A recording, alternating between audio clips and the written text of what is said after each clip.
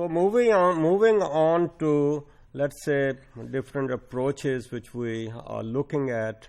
We have discussed two approaches. We move on to the third one, that is the motivation for human social action.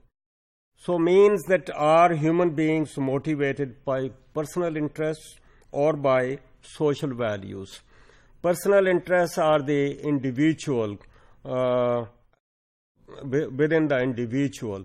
Social values are at the societal level.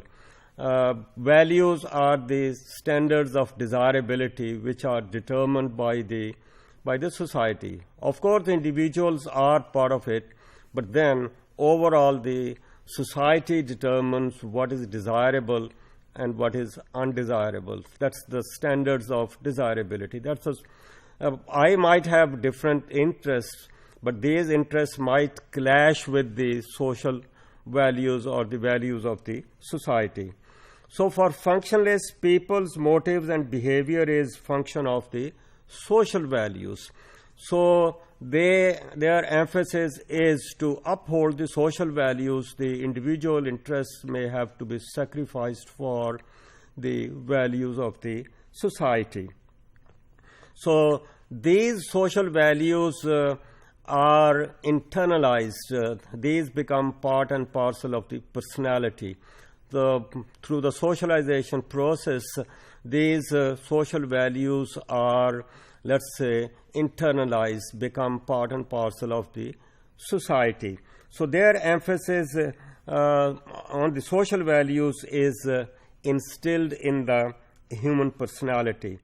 Whereas the conflict theorists see interests as primary or the main force behind every behavior. So they try to bypass or tamper with the social values. So that's where we see the emphasis of the two. Symbolic interactionism sees social values as incorporated into me. And me is what I am as it is desired from other people. I would like to be what others desire I should look like, I should appear like, the way I should dress, the way I should talk, the way I should, let's say, handle the situation. So interests hardly appear over here. In the area of phenomenology, their emphasis is on values rather than on the individual interests. So people trust others to behave in certain situations, specific ways. So the trust is the basis of the behavior. So we expect that everybody is going to behave with respect to, let's say, time, with respect to punctuality, with respect to the work ethic and the performance of the roles.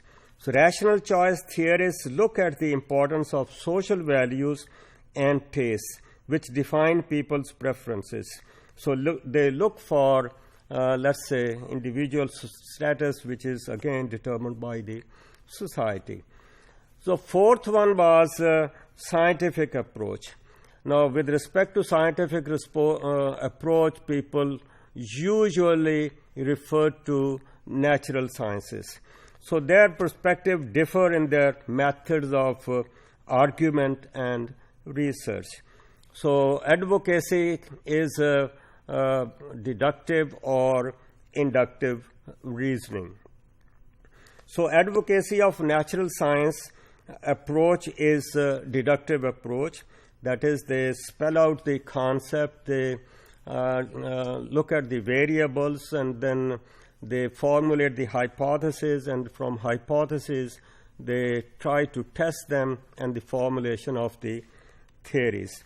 Whereas in the inductive approach, they focus on the reality, and from the reality they would like to generate the hypothesis, and then they might move to, let's say, building the theory. So we see that these are two big approaches within the scientific approach. So functionalism, conflict theory, and rational choice theory, they subscribe to deductive approach. whereas symbolic interactionism and phenomenology subscribe to inductive approach. So deductive approach uses mostly quantitative data, while inductive approach focuses on qualitative data. So that's how we look at these different, let's say, approaches, and we try to make a comparison of sociological perspectives. So I have tried to present this in this particular, let's say, chart. So we see that perspectives differ in their objective of describing or explaining or even predicting the social realities.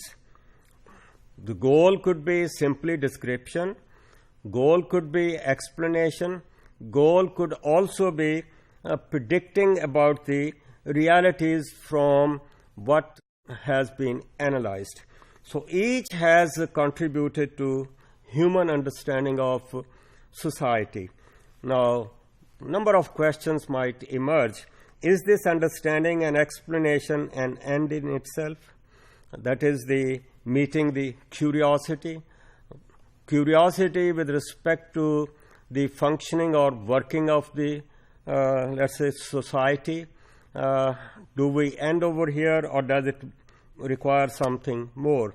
Now, can this understanding be used as a means to some other ends? For example, end can be to control and manage the undesirable realities of life. Undesirable realities could be any eventuality or any problems in the society, or social problems, economic problems in the society. So scientific deductive explanation is a powerful technological tool with tight statistical correlations and predictions.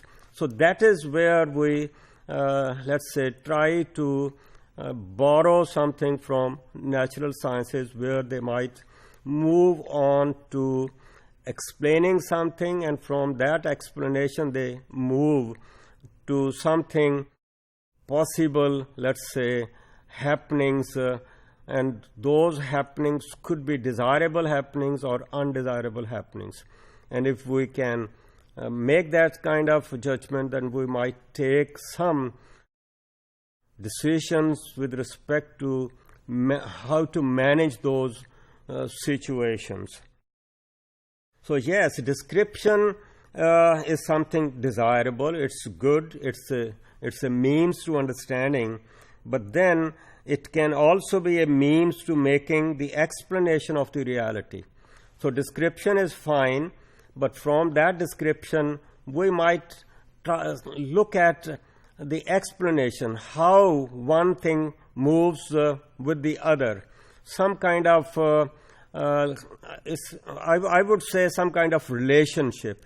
Now, relationship could be causal, may not be causal kind of thing. But if we know the relationship, then we might say that how this situation is going to lead to some other, let's say, thing. So it could be used as a means to predicting, and as I said earlier, in the management of that reality. Management might be managing the undesirable situations, the let's say reducing the undesirable kind of results. So that might, if we can reduce that kind of thing, it could lead to the well-being of the society. So given the complexity of human behavior, social sciences do have limitations in making universal predictions. As the environments differ, the human beings could also differ, then perhaps that is the reason that it becomes difficult for making predictions which could be applicable to all the places, to all the human beings, and to all the societies.